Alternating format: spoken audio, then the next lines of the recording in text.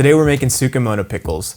This is a pickle very common in Japan where a vegetable is buried in sake leaves and actually left to ferment for up to 5 days, and it becomes tangy, acidic, and there's lots of enzymes and yeast in the byproducts from sake that go to work on these vegetables and really transform the product.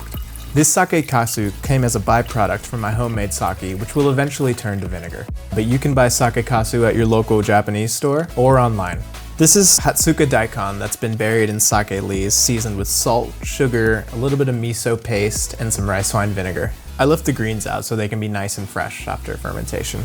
This will ferment for about 24 hours in the fridge covered, and what we'll be left with is a nice, tangy, umami pickle.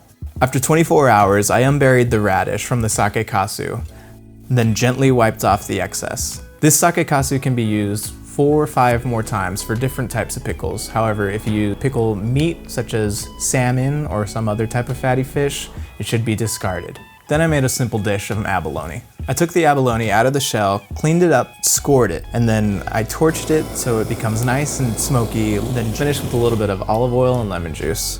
Then I took the radish tops from the TSUKEMONO pickles and lightly marinated them in shiokoji and charred them. I placed those back in the shell along with the abalone itself, and then took some of the TSUKEMONO pickle radish, sliced very thin and arranged on top of the abalone. Then a little bit of fresh mustard greens from the garden, and then topped it with a kiwi vinegar mignonette. If you have any questions about these techniques, any questions about koji, feel free to ask down below. You can contact me over at West Coast Koji on Instagram and also mdrum4.